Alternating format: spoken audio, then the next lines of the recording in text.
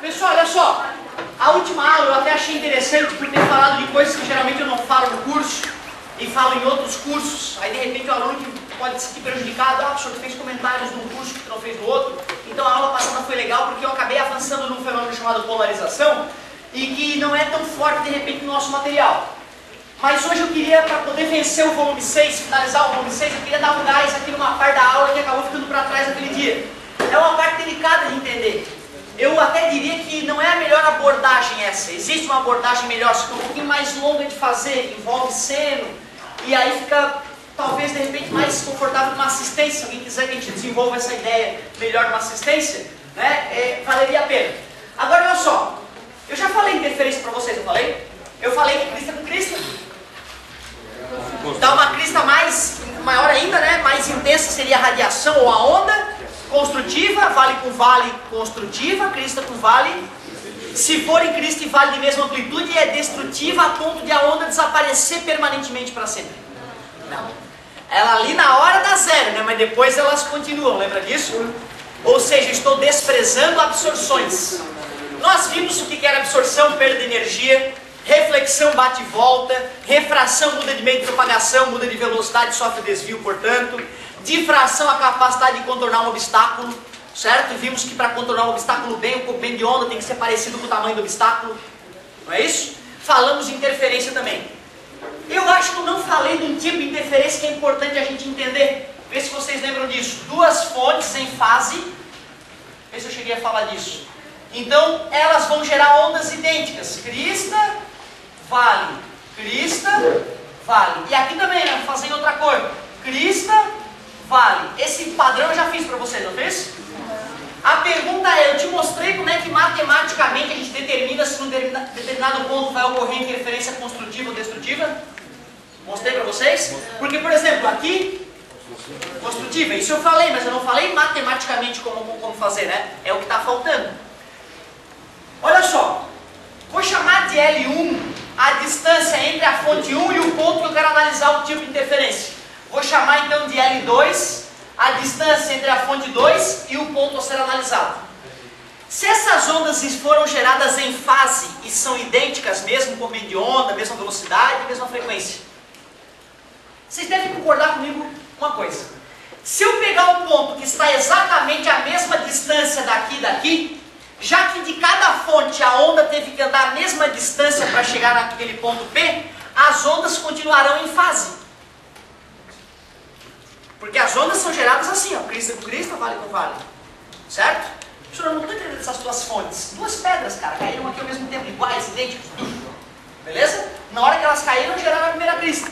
Aí daqui a pouco desceu, vale, crista, vale, e vai se espalhando, tudo bem? Se eu estou numa região que está à mesma distância de uma pedra e da outra, tu concorda que as ondas terão que ter oscilado a mesma distância para chegar no sujeito? Então elas vão chegar em fase.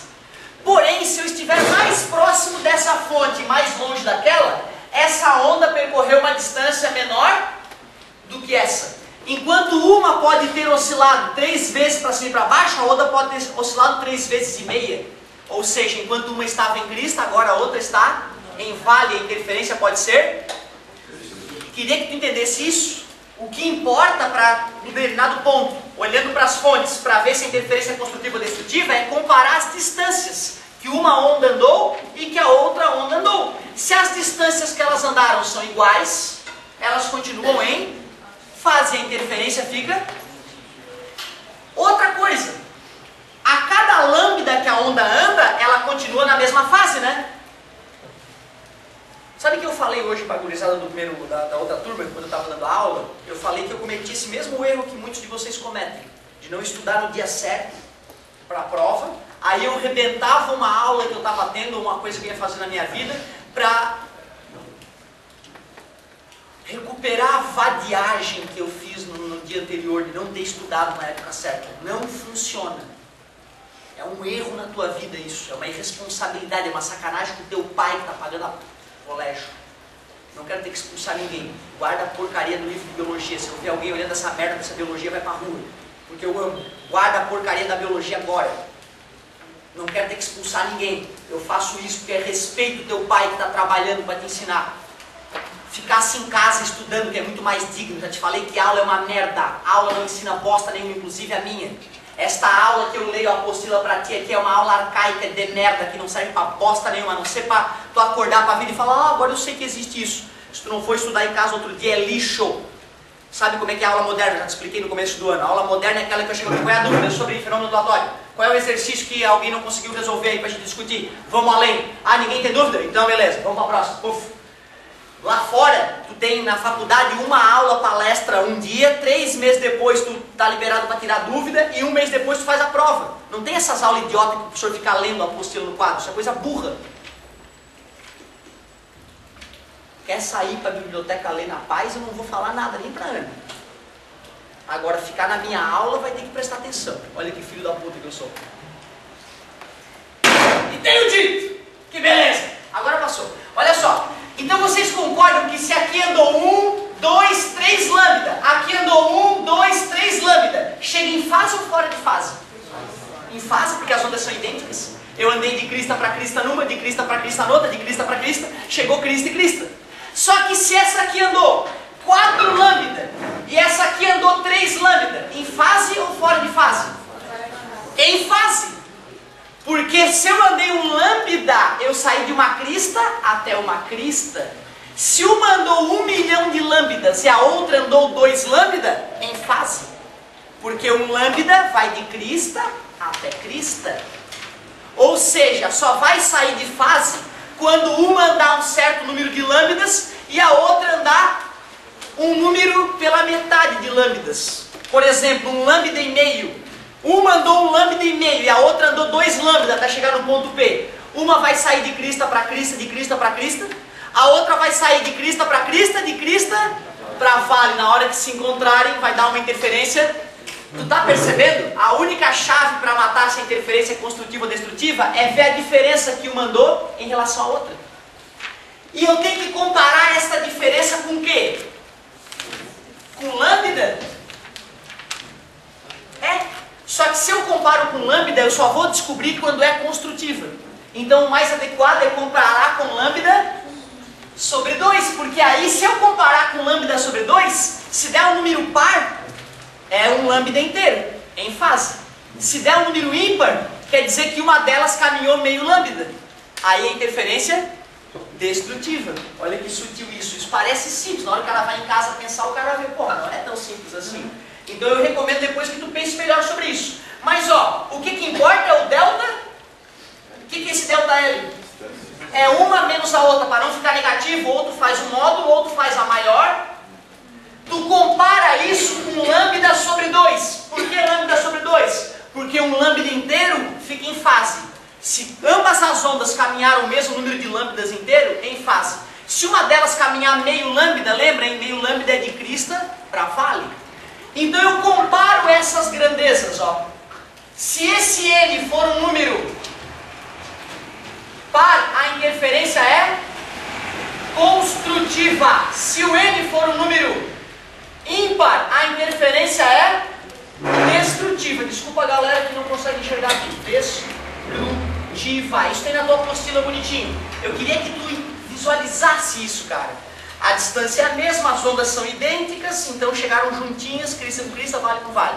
Porém, se eu estiver mais próximo de uma fonte e mais distante da outra, elas vão ter caminhado distâncias diferentes.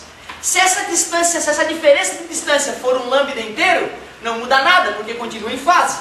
Mas se essa diferença de distância for meio lambda, uma vai estar em crista, a outra vai estar em vale, interferência destrutiva. Agora olha o perigo. Olha o perigo.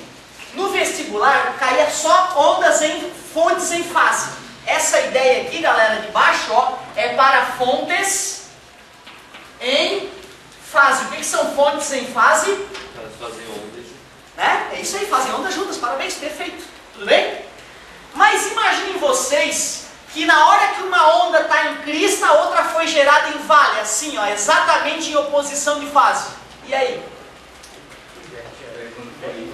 Claro, é intuitivo, né, pô? Aí muda. Aí quando N é par, é destrutiva, e quando N é ímpar, é construtiva. Só isso.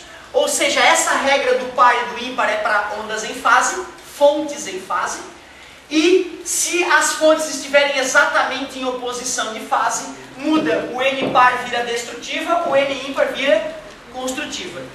A primeira vez que eu vi isso, eu achei que assim, tá bom, é mágico, par é uma coisa, ímpar é outra. Só que eu nunca engoli, eu nunca acreditei nas pessoas que me davam as informações, eu sempre ia atrás, depois conferir se era verdade. Muitas vezes eu descobri que não era verdade, que era mentira. Por isso que eu fiquei desconfiando das pessoas, por isso que hoje eu não confio em ser humano, nem em mim mesmo. Às vezes eu tenho certeza de uma coisa, mas eu duvido de mim mesmo. Isso é uma coisa muito importante, a gente achar que o nosso cérebro pode estar nos iludindo. Tá cheio de pesquisa que mostra isso, que a gente não vê porra nenhuma. A gente jura, não, eu deixei lá, eu deixei, tenho certeza que eu deixei lá, que tá errado. Aí tu briga com outro cara, aí tem uma câmera, tu vê, não deixei, eu tô viajando. Isso acontece com todo mundo. Acontece centenas de vezes por dia contigo, cara, isso. A gente não se toca, a gente fica se ligando com o outro, achando que tá certo, tá errado, cara. Tem que ter humildade, tem que sempre supor que tu tá enganado. É uma coisa importante na vida. Então, eu fui pra casa duvidando do meu professor e fui estudar isso. E aí, pensando, eu vi, claro que faz todo sentido, pô. Eu entendi essa história do lambda. O que importa é o número de lambdas. Se der um número ímpar, metade de lambda passou de crista para vale, interferência passa a ser destrutiva. Esse entendimento aqui vai nos ajudar a digerir melhor a experiência de Young. Então falamos um tipo de interferência que eu ainda não tinha entrado em detalhe. Vou aproveitar para a gente não atrasar a aula e já vou comentar um tipo de interferência muito legal para quem toca violão aí. Quem é que toca violão, algum tipo de instrumento aí? Levanta a mão. Não, fraqueza, já vi mais, hein? Já vi mais. Mas olha só, eu lembro como se fosse hoje a primeira vez que eu pedi pro cara me ensinar um pouco de violão. Paguei lá, depois de dar murro em ponta de faca e não sair nada. Eu, amigo, me ensina um pouco de violão. Ele gastou a primeira aula tentando me ensinar a afinar o violão. Ele pegava o diapasão, 440 Hz, lá, fazia vibrar encaixado ali no violão e tocava a quinta corda de um jeito especial, que era o Lá também, 440 Hz. E aí ele todo emocionado, ó, tá vendo o uníssono? Não tô vendo nada, cara. Ó, aqui. Ó, o som só, uníssono, olha, tá afinado. Não tô escutando nada, cara. Aí, vou desafinar para ti que tu vai enxergar. Aí ele desafinou o violão, ó, tá escutando o batimento? Não escutando nada, meu querido, me desculpa, tá louco? E ele, cara, olha só, a vibração, ó. Cara, 40 minutos jogados fora, fiquei lá tentando achar uma coisa do além que eu não enxerguei. Aliás, né, não escutei. Bom, mas eu sou chato, cara, eu odeio perder, eu odeio alguém dizer eu sei, que não sabe. Não admito isso, o ser humano fez, eu vou fazer também. Porque a gente é tudo igual. O que diferencia é a raça, é a energia que tu bota nas coisas. Se tu é bunda mole, tu não vai. E se tu é foda e raçudo brasileiro, tu chega. É assim. Aí eu, vou aprender essa merda. Vou aprender a afinar essa porcaria desse violão. Aí fiquei lá, comprei o diapasão, tem meses. Mas um dia, de tanto insistir, cara, eu escutei a vibração que ele falava, o maldito batimento. Oh, meu Deus, não acredito, cara.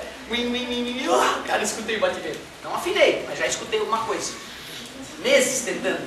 Todo dia eu tentava um pouquinho, nada no meu ouvido consertar. Cara, aí na hora que comecei a escutar o batimento, eu comecei a entender o que ele falava, que era uníssono. Porque chega uma hora que tu vai tentando igualar a vibração da corda do violão com o diapasão, e tu vai vendo uma vibração entre os dois sons. E na hora que tu mexe no traste, essa vibração muda, ou aumenta ou diminui. Quando tá chegando perto da afinação, ela vai diminuindo. Aí o som fica um só. Uníssono é o nome técnico disso. Cara, eu me arrepiei, meu Deus, acho que afinei uma corda. Consegui. Porque assim, tu afinar as outras cordas depois é mais fácil, difícil de pegar do diapasão e passar pro violão a primeira corda, né? Aí cheguei pra um cara amigo meu que entendia, amigo, dá uma olhada, vê se foi. Ih, não, horrível. Aí, mais uma vez, agora ficou bom. Pra tu ver, eu já estava escutando alguma coisa, mas ainda não tinha refinado a capacidade de afinar o instrumento. Hoje, por que nós não enxergamos nada disso? Tem uma porcaria do afinador eletrônico. Tu não precisa ficar prestando atenção, tu vai lá, e aí sai decorando música, né? Foi o que eu fiz. Eu nunca aprendi a tocar violão na minha vida, mas já toquei 19 músicas do Chico de cabeça, cada uma com mais de 20 acordes. O leigo olhava, Otávio toca violão. Não toco merda nenhuma, eu decorei as músicas. Eu assassinava a música, fingindo que estava tocando. Pega um cara que entende, olha e vê, pô, esse cara não entende merda nenhuma de violão. Eu tinha decorado os acordes e a sequência de notas, certo? Então uma coisa, cara, o cérebro ele é extremamente exigido quando a gente estuda música. É como, mais ou menos como estudar matemática, cara. O cérebro fica criativo, fica ágil, é mais ou menos como ler. Diz um neurologista, esses dias eu vi uma revista, ler é uma agressão ao cérebro. Ele falou isso, mas o que ele é? No sentido bom, entendeu? Tu tá agredindo o teu cérebro, obrigando que ele entenda algo que ele não foi feito para entender. E é por isso que o cara que lê bomba o cérebro. O cara que estuda matemática bomba o cérebro. O cara que estuda música fica foda do cérebro. Essa eu recomendo. Se tu tá com alguma dificuldade de raciocínio, quer melhorar o teu raciocínio, a música pode ser o caminho para ti, se a matemática não tá te ajudando. O Guinha Ramírez, um dos melhores músicos da ilha, né, cara, conhecido aí pelo mundo afora, mundialmente conhecido, ele é um cara que ele tem um cérebro matemático afinadíssimo, mas ele não sabe matemática. Um dia eu tava batendo papo com ele e ele não se conforma. Porra, cara, todo mundo diz que eu sou foda em matemática, mas eu não entendo matemática. Mas é que na hora que ele tá tocando o violão dele, ele tá usando uma matemática intuitiva foda. Só que ele não teve a paciência de aplicar isso, né, na matemática de verdade. Tinha dificuldade em matemática, olha só que loucura. Da mesma forma eu entendo da matemática básica do violão, mas eu nunca prestei atenção, nunca fui estudar para conectar essas teorias. Aí eu nunca aprendi a tocar violão, só decorava musiquinha, certo? Então uma dica para ti. Estudar um instrumento musical te ajuda a deixar mais inteligente em qualquer área da vida, né? Como qualquer outro estudo que tu for fazer decentemente, mas estudo sozinho, bunda cadeira, sem professor. O senhor está me querendo que eu aprenda violão sozinho? Claro, cara, na minha época não tinha YouTube. Hoje tu vai lá, baixa o videozinho e deu, querido. Daqui a pouco tu tá fodástico no violão sem gastar um centavo, certo? E é uma delícia, socialmente falando, com os teus amigos. É um momento bacana, gostoso isso. Ô galera, olha só, o que é batimento?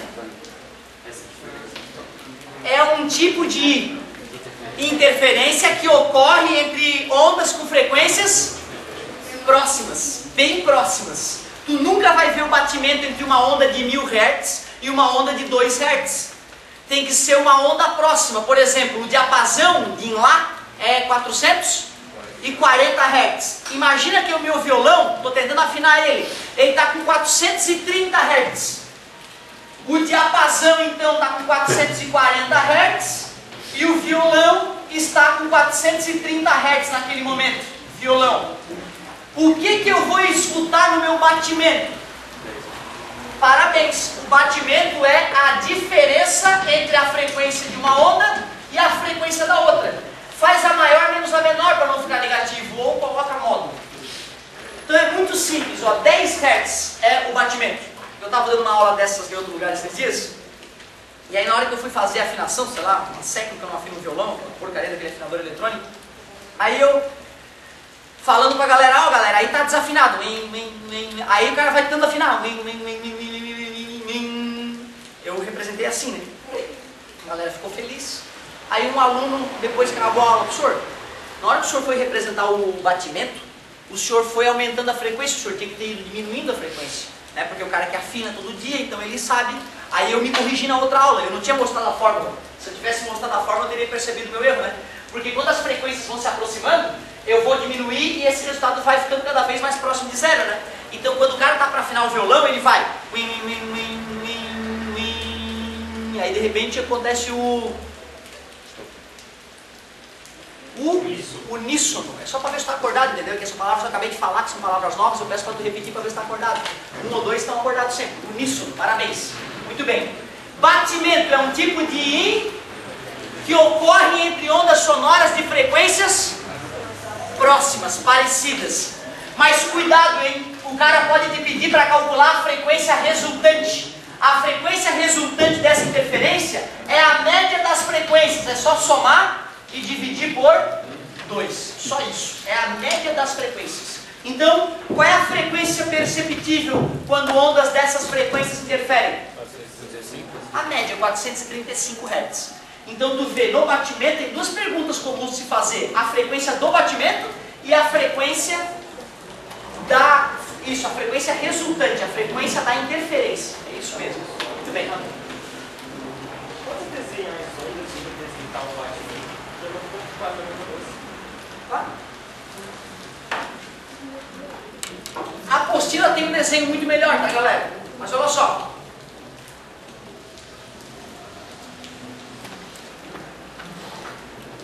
Já que a velocidade da onda é a mesma no ar, quando eu mudar a frequência, vai mudar o lambda. Então imagina que essa aqui era de 440 Hz. A que vibra menos vezes por segundo vai ter um lambda um pouquinho maior. Quer dizer que se elas começaram iguais, ela não vai terminar igual, ela já vai passar um pouquinho a mais. A próxima crista, ó, já não vai estar Certo? Mas depois de uma certa quantidade de oscilações, elas podem voltar a se igualar. Já que tem uma pequena diferença de frequência, então vai chegar uma hora que vai dar uma interferência construtiva, que vai dar a batida maior, e aí depois uma frequência separada, uma vibração menor e mais espalhada, e na hora que ocorre mais uma interferência construtiva, dá um barulho mais intenso. Ou seja, exatamente. Então, na verdade, esse barulho mais forte é justamente quando as ondas se sobrepõem exatamente em fase. Mas como elas não estão com o mesmo comprimento de onda, elas ficam um tempão fora de fase e de repente, uma hora em fase. Um tempão, professor? Porque são 440 oscilações no mísero segundo. Ela dá 300 e poucas oscilações fora de fase e uma oscilação dentro da fase. Quando ocorre a oscilação na fase, dá o barulho mais forte a batida. Legal? Certo? Aí o seguinte, ó, se eu fosse desenhar, isso eu desenhei as ondas sobrepostas. Se eu fosse desenhar a onda resultante, aqui daria uma interferência legal e aqui ficaria assim, ó. Aqui daria uma interferência legal e depois ficaria, beleza? Somando esses dois picos aqui, né? Beleza? Então é isso, esse é a batida. O desenho da apostila está melhor, hein? O desenho da apostila está bem bonitinho, foi feito com computador, não foi feito à mão. Está lá na página, qual é a páginazinha? Dá conferindo para mim? 45. Na página 45 está feito o desenho das ondas separadas e da onda resultante para representar o batimento.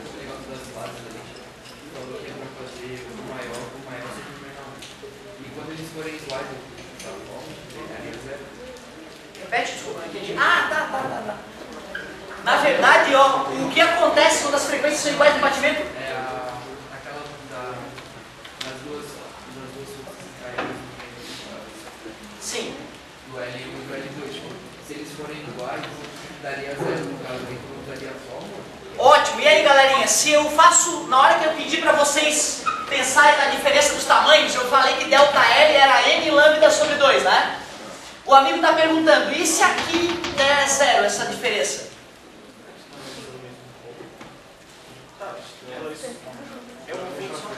Não, tu estás a mesma distância disso. Estou à mesma distância. É isso que eu queria. O n é zero, e n zero significa par, e par é construtivo. A fórmula funciona mesmo quando dá zero, nesse caso. Concorda comigo? Porque se aqui for zero, o lambda não é zero. Para poder dar zero à direita, o n tem que ser zero, e zero é número par, construtivo. Beleza? Só que aí fica lógico, né? Era justamente... Como? Sim. Qual é a definição de número par? Aqui está cheio de aluno que matemática básica entende um pouco pelo menos. Eu quero saber qual é a definição de número par. É um número divisível por 2. O que é um número divisível por outro? E o resto é zero. Essa é a definição pura e simples. 0 dividido por 2, o resto é zero. Então é par. Bacana, né? Interessante isso, né? Então, são coisas que parecem assim, que perturbam a pessoa durante a vida inteira. O adulto nunca sabe se zero é par, né? É porque realmente faltou uma discussão apropriada, só de ensinar para as pessoas o que é número par. A maioria das pessoas acha que número par é aquele que vai rodando de 2 em 2. Que definição pobre do número par, né? Mesmo nessa definição ainda funciona. Certo? Beleza? Mas é isso aí, galerinha. Só não podemos dizer que ele é positivo, né? Esse que é a maior encrenca, né? O zero não é um número positivo, não é um número negativo, ele é nulo, então não faz sentido falar do sinal do zero, beleza? Ô galerinha, olha só, falei da interferência, falei de um tipo especial de interferência que é batimento, ressonância. O amigo disse que eu não cheguei a falar em ressonância. Cara, esse é um dos fenômenos que vale a pena a gente discutir, porque ele é mágico. Aliás, uma maneira de afinar o violão para quem não escutou o batimento, que nem eu. Dá para afinar o violão por ressonância. Só que uma corda já vai ter que estar afinada. Esse é o problema. Se uma das cordas está afinada, se teu professor usou o diapasão lá para ti e afinou a corda para ti, para tu afinar as outras, é bem fácil. Primeiro é o seguinte, ó. Uma maneira de saber se as duas cordas extremas do teu violão estão afinadas, o misão e o mizinho, que a gente chama, né, popularmente, o misão é a corda mais grossa, o mizinho é a corda mais fina. Ambas são a nota Mi. Quer dizer que é a mesma frequência, professor? Não. Na verdade, um emite a frequência 1/8 acima da outra. Na parte de acústica, a gente entra em detalhe nessa história de 1/8 acima. O fato é, como elas vibram com frequências parecidas, quando tu toca o misão, a corda mais grossa do violão, solta, Sem encostar na corda mais fina, a corda mais fina tem que vibrar. E se não vibrar, é porque o teu violão está desafinado. Vou repetir. 6 cordas do violão. Olha para a mais fina, ela está paradinha. Toca a mais grossa. Olha para a fina, se ela não vibrar, é porque elas estão desafinadas. Porque num violão afinado, tocando a corda mais grossa, a mais fina tem que vibrar automaticamente, sem ser tocada. Esse fenômeno é chamado de ressonância. Lembra quando eu falei do teu irmãozinho, tu empurrando ele no balanço? Cheguei a falar disso para vocês? Não, que bom. Então é isso aí, tá lá o irmãozinho no balanço. O irmãozinho só vai oscilar mais alto no balanço, empurrar da maneira certa, concorda comigo? Tu tem que olhar o guri indo, olhar ele vindo e aí tu vai, agora vai. E aí vem, eu tenho ou não tenho que empurrar na mesma frequência para poder dar embalo? Se eu fico empurrando de olho fechado de qualquer jeito, será que vai ajudar? Então tu vê, cara, se existe alguma coisa no ambiente vibrando num certo ritmo, e um objeto vibra no mesmo ritmo, o senhor tá louco, objeto vibrando? Pois é, cara, o mundo vibra.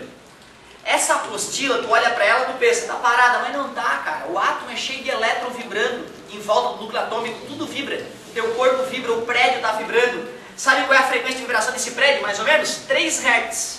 Esse prédio aqui, ó, está vibrando com 3 Hz aproximadamente. Estruturas grandes começam a vibrar de 3 Hz para baixo. Quer dizer que se alguma outra vibração começar a sacudir com 3 Hz próximo do prédio, é como alguém dando mini empurrões nesse balanço do prédio. E aí o prédio começa a vibrar cada vez mais.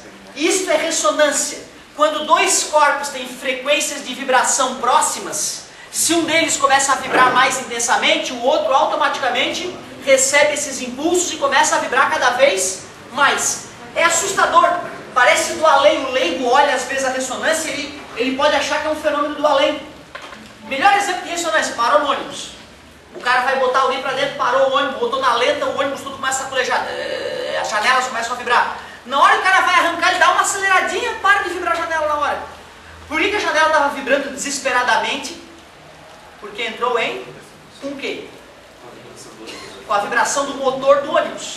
O motor do ônibus estava vibrando, era a fonte da vibração. Na hora que a frequência de vibração do motor se igualou com a frequência da carroceria, o ônibus todo começou a vibrar loucamente. Acelerou um pouquinho o motor, aumentou a frequência de vibração do motor. A carroceria para de vibrar, porque saiu da ressonância. Não, eu diria que é mais um pêndulo de Newton, mais conservação da qualidade de movimento. Né? O M vezes V da bolinha que bateu aqui se conserva, por isso que a outra bolinha vai levantar quase na mesma altura, desprezando a resistência do ar. Certo? Então eu não chamaria de ressonância, o pêndulo de Newton prova o princípio da conservação da quantidade de movimento. E se a frequência for o dobro? Funciona. É por isso que eu falei frequências parecidas. Porque se a frequência for o dobro, imagina assim, meu irmãozinho está no balanço, e eu estou empurrando com o dobro da frequência. A única coisa que vai acontecer é que uma hora eu vou empurrar no vazio. Mas eu continuo empurrando ele cada vez mais alto, né? Concorda comigo? Então se a frequência for o dobro, funciona. Se a frequência for o dobro. Se a frequência for um número inteiro de repetições, né? Em algum momento vai se encaixar um impulsozinho, talvez não seja a ressonância melhor, mas vai ter um pouco de ressonância. A ressonância é perfeita e máxima quando as frequências se igualam, certo? Agora, deixa eu comentar uns casos de ressonância que são bizarros. Primeiro, um caso famoso que gerou muitas mortes no Brasil foi do aviãozinho. Já contei do aviãozinho para vocês? Fazendeiros brasileiros compravam um aviãozinho de fazendeiros norte-americanos, aviãozinho de segunda mão, que já estava começando a ficar velhinho. Aí o avião é rebitado com rebites nas placas de alumínio, e rebite não é parafuso que dá para apertar. Se o rebite vai frouxando, a placa vai ficando frouxinha e acontece o fenômeno do ônibus lá, vibra bastante. Só que o fazendeiro ia lá, voava para a fazendinha dele, voava para casa para visitar a família, diz que o boi só engorda com o olho do dono, né? E aí o cara tinha que ir na fazenda lá ver os boi engordar. Bom, num determinado dia entrava o motor do avião com a fuselagem e o avião começava a vibrar, mas não aquela vibraçãozinha boba do ônibus, lá não é uma ressonância perfeita, é uma ressonância parcial. Quando entra em ressonância de verdade, cara, as estruturas, a coisa se desmancha no ar. Era o caso desse avião. O dia que batia a ressonância da fuselagem, que estava cada vez mais frouxa com o motor, o avião se desmanchava no ar, morria fazendeiro e piloto. Só depois que morreram alguns nesse mesmo modelo de avião, é que a agência nacional falou, esse avião está proibido de voar no país porque ele está caindo, sabe? Certo? Tu vê, ressonância mata. Teve uma cidade que teve um terremoto, só os prédios pequenos caíram, os prédios grandes ficaram intactos. Que loucura, né? Porque a frequência do terremoto se igualou com a frequência dos prédios menores, que entraram em e desmancharam. Os prédios maiores não entraram em ressonância e ficaram intactos. Olha que loucura. Nem sempre é o prédio maior que tem maior chance de cair no terremoto, depende da frequência do terremoto. Viaduto anti-terremoto nos Estados Unidos, metade ruiu com terremoto idiota, metade ficou inteira. Foram verificar que naquele solo onde metade foi construída, tinha uma frequência de vibração diferente da frequência de vibração da outra metade, e coincidiu com a frequência do terremoto. Entrou em, mesmo uma estrutura anti-terremoto, esfarelou-se, por causa da... A mais legal das ressonâncias, espero que tu leve isso para outras áreas da tua vida. Sujeito estudando no laboratório, começou a ter alucinações depois de uma reforma do laboratório, começou a ter presenças ocultas no laboratório dele. Oh meu Deus do céu, ai, que é isso? Isola. Só que ele é um cientista, ele não é um crente. Então ele percebeu, estou ficando louco, vou num psiquiatra. O psiquiatra garantiu, estás perfeito, meu querido. Foi pro laboratório e lá tinha essa alucinação, quando ele estava sozinho e era noite, imagina. E dele alucinar, meu Deus, que merda é essa? Não, mas eu sou cientista. E foi no psicólogo, não meu querido, estás bem, cara, que isso, não estás louco, bicho, eu tô vendo coisa do além. Não, estás bem. E não, mas eu sou, não acredito em coisa do além, porra, eu sou cientista, eu quero a luz, não as trevas. E aí o cara foi lá e num dia que ele estava lá tendo as alucinações, uma espada decorativa presa na parede vibrou junto. Ele, que alívio.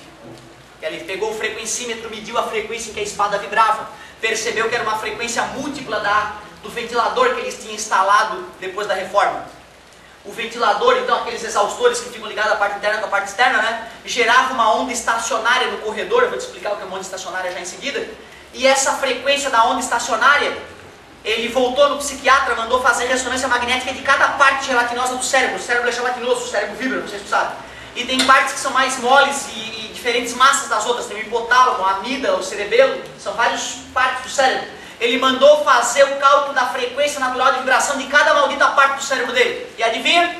Deu exatamente a frequência que o ventilador estava gerando na sala. Ou seja, uma parte gelatinosa do cérebro dele começava a vibrar mais do que o normal, causando alucinações visuais. O hipotálamo dele vibrava lá dentro do cérebro e ele, ai meu Deus, estou vendo coisa.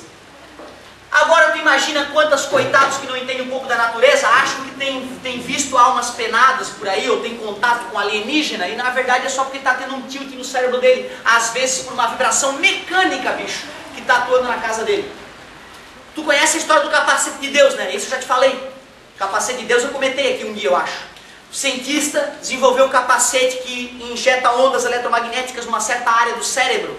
E o cara tem presença divina. O cara é como se tivesse visto num culto religioso. Tu pega o ateu lá, bota o capacete de Deus nele e liga, ele está sozinho na sala. Ele sai da sala, caramba, quem eram as pessoas que estavam lá comigo? Eu contei, eram 12 pessoas. Nossa, uma presença forte essas pessoas tinham. O cara sai todo arrepiado, como se tivesse saído de um culto religioso. Ou seja, aquela sensação que nós temos, seja na religião, seja no estádio de futebol lotado, certo? Aquela sensação de uma experiência maior é uma reação do cérebro, uma reação química que as pessoas geram no próprio cérebro, que se permitem ter. E tu vê, o cara descobriu uma maneira de fazer essa reação acontecer artificialmente no cérebro. Foda, né, cara? Bacana saber que a fé é uma reação química. Sério, cara, que tudo que acontece na nossa vida é uma reação química no cérebro da gente. Oh, que loucura, eu achava que a química era só um delírio, que fugita. Mas não, é o que nós somos, né? É por isso que uma pessoa normal pode surtar do dia pra noite sem droga, sem nada, sem problema na vida. Porque pode dar um problema na química do cérebro do cara, o cara surtou do dia pra noite. Tristeza, né? Professor, o exército marchando na ponte, seria um exemplo de ressonância, mas seria virtualmente impossível de derrubar a ponte com o exército. Primeiro que na hora que ela começar a ressonar vai ficar instável, não vai dar pra galera continuar marchando. E a galera tem que continuar marchando exatamente no mesmo ritmo, mesmo quando a ponte estivesse para ruir. Certo? Então, por isso que seria praticamente impossível. Mas é um exemplo famoso, né, de ressonância. Mas eu não acreditaria, né, nesse fato, porque na prática a gente não ia conseguir manter a galera. Imagina, né? Tem que ser um exército bom, né? A ponte caindo, não, vamos parar de marchar, olha o ritmo, hein? A ponte está lá caindo, os caras caindo pelas tabelas, e tu manter a vibração seria impossível, certo? Mas bacana, é um exemplo interessante, né? É um exemplo interessante. Fisicamente é possível, praticamente é impossível. Você falou dos prédios ali, para ter uma frequência parecida, não sempre tem vários prédios perto do outro com a mesma altura e eles não se viram. Bonito, garota, ótima colocação. Na verdade eu vou te falar o seguinte, imagina que dois prédios tenham massas e tamanhos parecidos, um vibra em 3 Hz, o outro vibra em 2,98 Hz. É natural que os dois, estando próximos um do outro, acabem vibrando, um estimulando o outro e vibrando próximo daquela frequência intermediária, como um batimento entre eles. Porém, tem que ter energia para a vibração aumentar. Ou seja, tem que ter um objeto vibrando mais naquela frequência para que a energia dessa vibração atinja o outro sujeito e transfira a energia. Ou seja, se eu estou empurrando meu irmãozinho no balanço e de repente eu me distraio e eu começo a empurrar do lado, ele está ali, o meu movimento aqui no ar não vai estimular ele. Eu estou em ressonância com ele. Ou seja, tem que ter algum tipo de contato, tem que ter uma onda mecânica transitando entre um e outro, e tem que ter um desses corpos tem que estar com mais energia do que o outro para poder estimular. Essa energia tem que vir de algum lugar, certo? Ótima colocação. Então a ressonância ela vai ocorrer com uma fonte, uma caixa de som, por exemplo, vibrando lá no canto. As cadeiras vazias, que são quase idênticas, algumas delas vão começar a saltar. Várias delas ao mesmo tempo. Meu Deus, o que é isso? Uma alma penada? Não, é ressonância. A caixa de som emitiu uma frequência que coincidiu com a frequência de algumas cadeiras, e as cadeiras que tinham a mesma frequência começaram a sacolejar. Vocês estão sentados em outras cadeiras, ficou com a frequência menor de vibração, não vai entrar em ressonância, certo? É isso aí, tem que ter uma fonte de energia. Galerinha, ressonância, loucura, hein, cara? Essa aqui, eu só acredito nessa história que eu te contei porque eu li na Scientific American, tá? Se fosse na Super Interessante, eu ia achar que era mentira. Se fosse na Veja, eu ia achar que era mentira. Mas eu quero uma revista foda. Aí eu acreditei, beleza? Senhor, as outras revistas mentem? Não! Então, ó, ressonância, difração, interferência. Falei do batimento, só vou encerrar com a experiência de onda.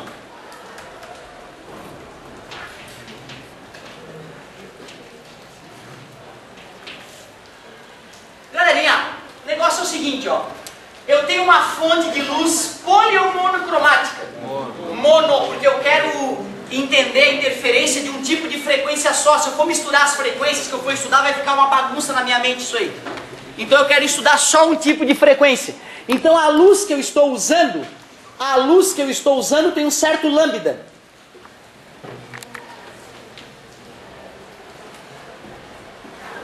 Tem um certo lambda. Esse lambda, ele é fixo.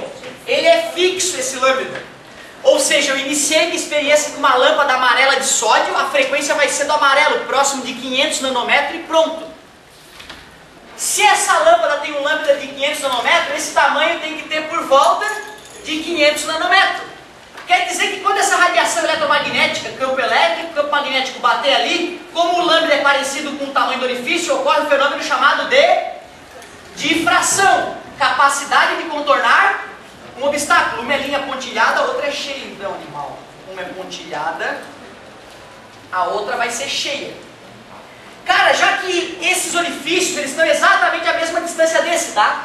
Quer dizer que a onda que saiu aqui, chegou ao mesmo tempo aqui, e aqui andou a mesma, então estão em fase.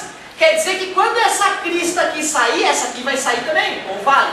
Quando o campo magnético se formar, o campo magnético vai se formar. Quando o campo elétrico se estabelecer, o campo elétrico vai se estabelecer. Concorda comigo? Quer dizer que se eu tiver um ponto a uma mesma distância daqui e daqui, como essas fontes são em fase, a mesma distância ocorre uma interferência, porque elas continuam em fase. Quer dizer que se eu pegar essa linha bem no meio desses dois furos e for ver o que está acontecendo numa parede, eu vou ver um risco claro de luz, um risco forte de luz na parede, porque é uma interferência. Mas se eu for um pouquinho só aqui para cima, se é a luz amarela, se eu for ali, se eu for um pouquinho ali para cima, de tal forma que essa distância e essa distância, o quê?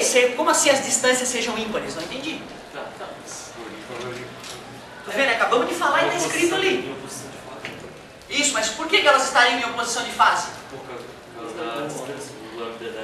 Porque a diferença entre as distâncias é um número ímpar em relação a lambda sobre 2, para que elas fiquem fora de fase. Tu vê, é melhor o cara estar entendendo e não conseguir se expressar.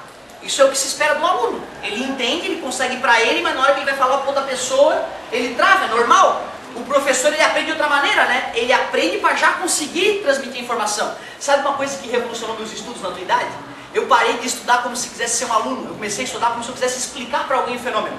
Eu li o capítulo do livro 2, 3 vezes, depois tentava escrever o que eu tinha entendido. E depois comparava. Legal. Ou seja, eu não queria estudar para fazer uma questãozinha, eu queria estudar para entender no meu coração. Para que se alguém me perguntar, eu falar, é assim que eu entendi. Certo? É isso que tem que tentar, cara. Tentar entender no fundo do teu coração, que se alguém te perguntar, tu fala, cara, eu estudei isso, eu sei que é assim. Porque se a gente não consegue explicar, é que na verdade a gente ainda está pisando em ovos, a gente ainda está, né, amadurecendo. Eu jamais queria que tu aprendesse nessa aula de poucos minutos, né, cara? A ideia é que em casa tu dê uma estudada a mais e reforce essa ideia. Mas eu gostei, galerinha. Se a distância entre essa e essa, se a diferença entre as distâncias for um número ímpar comparado com lambda sobre 2, quer dizer que uma vai ter andado um certo número de comprimento de ondas e a outra vai ter andado um comprimento de onda mais meio. Quer dizer que uma vai estar em crista, a outra vai estar em... E é uma interferência, por isso que nessa região forma uma linha escura. E em cima uma linha clara, porque ali as distâncias já não são iguais. Mas a diferença entre elas dá um número par, ou seja, dá um comprimento de onda inteiro ali. Então uma andou 10 lambda, a outra andou 11. Mas andou um número inteiro, continua sendo crista com crista ou vale com vale. Um pouco mais em cima, escuro, um pouco mais em cima, claro, escuro, claro. Isso forma uma franja de luz. Isso é conhecido como padrão de interferência. Padrão de interferência. Quando Young mostrou isso para a galera e ainda mediu o comprimento de onda da luz do Sol, da luz visível, com essa experiência ele mediu o lambda da luz visível, o lambda médio. Deu 570 nanômetros na época. Ele fez isso, galera, em 1801, bicho. Hoje nós sabemos que o comprimento de onda médio visível pelo homem é 555 nanômetros. O amarelo esverdeado, bem no meio da capacidade de visão humana. Olha o erro do cara, bicho. O cara errou por 15 nanômetros há 200 e poucos anos atrás. Gênio. Por isso que até hoje a gente estuda esse experimento histórico que ele fez, a experiência de Young. Então olha só. Quando ele montou o aparato dele, ele percebeu que quanto mais longe estava a parede onde ele queria ver a franja, quanto maior fosse o L, ó, certo? Maior era o Y. O que é esse Y? É que mede a distância, a altura em que a franja está a partir da franja do meio. Ou seja, se eu afasto essa placa aqui, esses raios que estão se espalhando nessa direção, quanto mais longe for essa antepara, essa parede, mais os raios vão se afastar, concorda comigo? Maior vão ser as distâncias Y entre as franjas na vertical. Ou seja, quanto maior o L, maior o Y. O que é aquele D ali, galera? O D ali é a distância entre os orifícios. Quanto maior for a distância entre os orifícios, se eu aumentar a distância entre os orifícios, aí ela só, a luz em vez de estar, se eu aumento essa distância, né? A luz vai estar fechando mais para poder atingir aqui o meio, né? Concorda comigo? Quer dizer que essa altura Y diminui. Se eu aumento a distância entre os orifícios, esse espalhamento das franjas Y vai diminuir. Agora, o que o aluno tem dificuldade de digerir é esse N. Esse N é difícil de digerir. Mas nós não acabamos de ver que para N par, interferência construtiva, N ímpar, esse N vem dessa ideia aqui, tá? Eu teria que usar um seno, medir o ângulo aqui, uma coisa que a gente não faz no ensino médio, que eu posso fazer na assistência se alguém se empolgar. Então, olha só, juntando essa ideia para acrescentar na fórmula, esse N tem a ver com a franja. Se for a franja central, N0. Se for a franja escura de cima ou de baixo, N igual a 1. Se for a franja clara de cima ou de baixo, o N é 2. Ou seja, o N é para descobrir se a franja que eu estou olhando é clara ou escura. Ou se tu sabe qual é o número da franja, tu pode colocar o N e achar o Y, em que altura aquela franja está, certo? Então, ó, D, o que é D? A distância entre os orifícios da segunda placa. O que é o Y? A altura em que estou analisando a franja a partir da franja central. O que é o L? A distância entre a placa com os dois orifícios e o anteparo onde eu vou ver a interferência. E o que é o N? É o número da franja. Franjas claras, interferência construtiva, N par. Franjas escuras, interferência destrutiva, o N é ímpar. Só que aí, cara, quando o aluno vai pensar nisso aqui, é comum ele pensar o quê? Ah, cara, se eu mudar o N, muda o comprimento de onda. Nada a ver, né, cara? A lâmpada que tu está usando vai mudar porque tu está olhando com uma franja diferente ali. Tá entendendo? Ou seja, esse lambda é constante. Tu muda o n, tu muda o y, por exemplo, então n igual a 0 vai dar aquele y ali, que nem se aplica, né? Certo? Nem se aplica nesse cara, que se for 0 tende ao infinito, né? Essa equação não funciona para n igual a 0. Olha que bacana, né? N igual a 1, n igual a 1, eu vou conseguir descobrir em que distância da parte central está a primeira franja escura, certo? Para cima ou para baixo. Via de regra, meu querido, eles vão te fornecer essa formulazinha, vão te dar todas as letrinhas e vão te pedir uma. E é uma matemática básica que tens que usar. Só viu em questões de Olimpíada de Física ele pedir mais detalhes sobre essa fórmula e eu convido a galera que estiver interessada a vir aí para a gente fazer um estudo completo do experimento de onda. Galerinha, acredito que com esse comentário, essa é a 6, acredito que com esse comentário eu fechei o volume 6 da Física B. Da Física B. Ah, não fechei.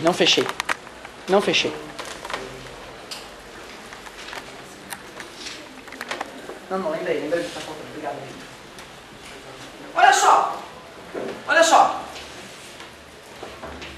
Estava eu, há 18 anos atrás, no meu banheiro, fui puxar a janela basculante com uma correntinha, deu um tranco na corda e eu vi uma figura na minha frente que eu não entendi o que era. Eu vi uma figura assim, ó. Imediatamente eu repeti. E aconteceu de novo. Pô, que loucura. Aí eu fiquei sacudindo a cordinha e percebia claramente esta figura, esta barriga aí na corda. Eu olhava para a figura e pensava, pô, parece que está parada essa encrenca, bicho. Parece que está parado. Eu sabia que não estava parado porque eu estava mexendo a cordinha para cima e para baixo, a correntinha. Mas dava a sensação de parado. Eu, jovem e ágil, mexi com mais velocidade na cordinha, percebi que aconteceu o seguinte, ó. Duas barrigas se formaram, mais uma vez parecia estar parada na minha frente. Eu sabia que não estava parada porque eu estava mexendo, pô. Estava mexendo. E mais velocidade eu impus na cordinha e aí eu vi isso aqui acontecendo. Só 6 anos depois, 5 anos depois é que eu fui entender o que era isso. Achava que tinha descoberto alguma coisa nova, né? Mas não, e para meu desespero, mais uma vez, eu descobri que isso já tinha sido estudado por outros sujeitos, todo mundo entendia esse fenômeno. Fenômeno esse conhecido como onda estacionária. Nome justo esse. Logo que eu escutei esse nome, eu, pô, que legal, faz sentido, porque eu tinha a sensação dela estar parada na minha frente, mesmo sabendo que ela não estava. Onda estacionária.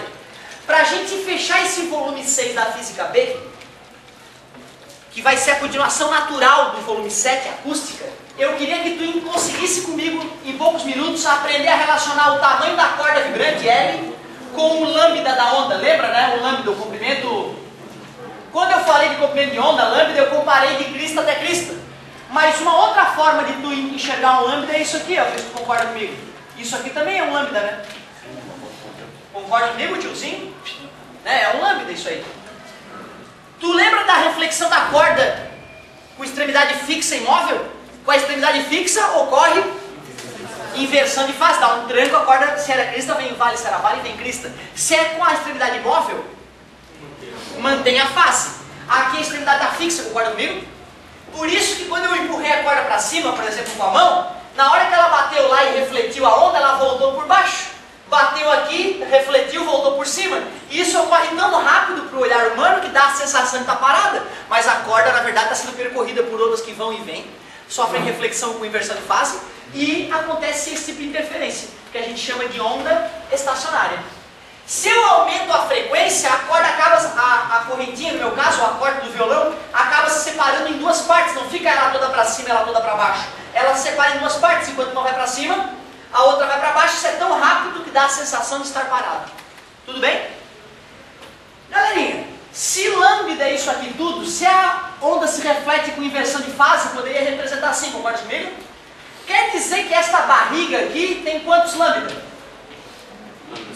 Lambda sobre 2. E se eu cortasse a barriga ao meio, a metade da barriga teria matemática ultra, super, mega simples. Tecnicamente a gente chama essa parte gordinha da onda de ventre. É a barriga mesmo. E essa parte aqui que não está vibrando aparentemente é o nó, ou nódulo. Ali também tem nó. Aqui também tem nó. O amigo na outra sala, acompanhando pela apostila, falou nódulo, professor. É, realmente, alguns lugares chamam de nódulo. Eu não gosto, não sei porque eu não gosto de nódulo, prefiro nó. É dogma pra quem gosta, não tem problema. E aí, galerinha? Olha pra cá, quantos lambdas eu tenho aqui? Não. Meio? Quantos lambdas eu tenho aqui, né? De repente falou sobre 2, né? Mas aqui eu tenho só meio, né, galera? Se eu acabei de falar que 2 barrigas é lambda, meia, né? 2 ventres é lambda, 1 ventre é lambda, e se eu fizer uma cesariana e cortar o ventre ao meio, aí fica lambda sobre 4. Mas o importante é que tu olha para uma barriga só, tu sabe que essa barriga, que é a corda toda, é lambda sobre 2. E aqui? Lambda, ou para ficar mais fácil de contar, 2 lambda sobre 2, nessa terceira situação. São 3 ventres e cada ventre é lambda sobre 2. Ou seja, a gente chama cada uma dessas situações de harmônico. Esse aqui é o primeiro harmônico, a primeira forma como uma corda pode vibrar. Esse aqui é o segundo harmônico. Esse aqui seria o terceiro harmônico. Se eu quisesse achar uma fórmula genérica para relacionar o tamanho de uma corda vibrante com o harmônico, com o lambda, perdão, é só colocar aqui N, o harmônico. Então se o N é 1, fica ali, ó. Se o N é 2, fica assim. Claro que no segundo harmônico a gente corta, né? Para lembrar que a corda é o próprio documento de onda. Se o N é 3, ó, beleza? Na outra turma, como eu já tinha passado pela experiência de Young, eu não falei com outra turma da experiência de Young hoje, eu fui até ondas estacionárias em tubos, eu já entrei um pouquinho no volume 7. Só para tu de repente olhar o vídeo deles e não ficar magoado, mas não tem problema, até aqui tá de ótimo tamanho. Um ventre tem quantos lambda? Meio. E meio ventre? 1/4 lambda sobre 4. Eu preciso dessa ideia para a próxima aula de Física B. Um ventre é meio lambda, meio ventre é lambda sobre 4. Agora sim, agora vamos bater papo da Física C para encerrar esse volume também. Tem um pequeno detalhe para comentar com vocês.